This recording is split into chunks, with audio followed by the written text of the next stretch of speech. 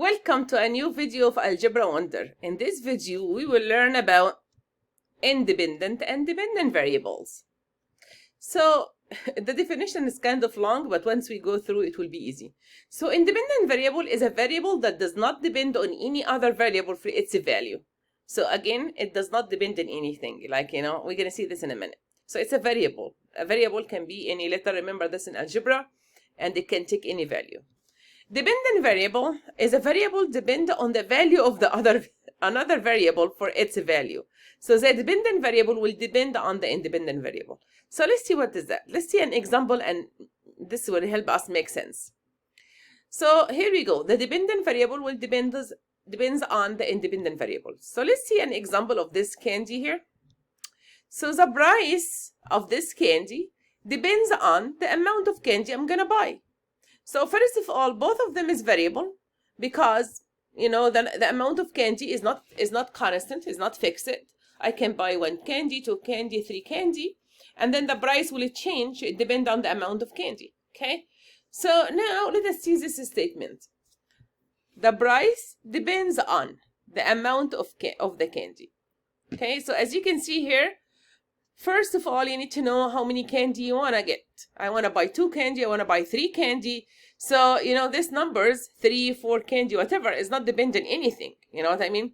And then what? And then the price is going to depend on the amount of candy. So if you buy 2 candy, I will pay whatever. If you get 3 candy, you're going to pay whatever. So the price here is depending on the amount of candy you're going to buy.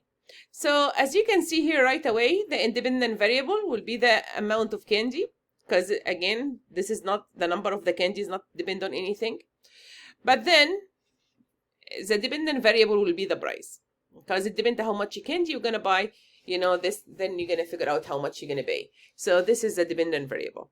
So this is really, I love that statement because it helps us a lot. So once you don't know which one independent, which one dependent, think about 2 things. If you can complete this statement, something depends on something.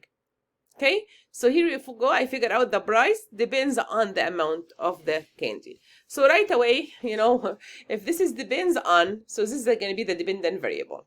So dependent variable depends on the independent variable. So hopefully this will help you figure out from any situation what is the independent variable and what is the dependent variable. Now let's go to, and also something else you can think about it. Independent variable, the action you think about first, like I want to buy candy, how many candy, and then I will pay, you can think about that too. Okay, let's see another example. What about, if it's from graph, how can I figure out which one independent, which one is dependent from graph? So mathematicians agree on the x value, the x-axis, which is the horizontal, we will make it the independent variable. So most of the time you will see that. So x, it's coming first in the order pair. So this is going to be the independent variable. So in this scenario, the amount of candy is the independent variable.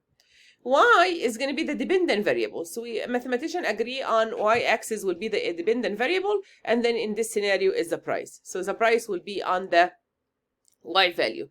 So remember that usually in any order pair, x comes first and then y. So x is the independent and y is the dependent. So here we go. Now, if you're going to buy, for example, 4 candy, and then I'm going to pay $8, so here we go. The first number is the number of candy, which is the independent variable. The second number is the cost, which is the price here, which is the dependent variable. So hopefully you'll be able to connect to this, so you're going to figure out, which variable you put on which axis, and so on. Okay, so now what about if we have a table? Here we go. Usually we put a number of candy. I'm gonna buy 1 candy. How much? $2. If I make a story, $2 per each candy. So what about if you buy 2 candies? I'll pay $4 and so on. You know what I mean? So this is kind of like the input-output table. Usually input comes first and then output. So in table we put the independent variable, which is x first, and then the output, which is the dependent variable, which is my y. Okay, what about if I have an equation? So this is really interesting. This is actually what you do naturally in your mind. What is the price? Oh, $2 times the number of candy. So if I want, I want to know the price for 6 candy, you're going to say 6 times 2. You know what I mean? And so on. So we just agree, and you can say, you know, y equal 2x. But now you need to know what is that. So first of all, the number of candy comes first. So this is going to be the independent variable. My x is the independent variable. And then the price is the dependent variable. Okay? So when we write an equation, usually, you know, the value of the y depends on the value of x. So x is the independent variable. Okay, now it's going to be your time for the algebra wonder. Use the picture to complete the statement. So use this picture, come up with any story you want, you know, charger, whatever you want to come from, and complete this statement. Something depends on something. So use the picture to complete the statement, then identify the independent and dependent variables in your statement. Okay, go ahead and share this with your classmates, with your family, and enjoy the math. Thank you.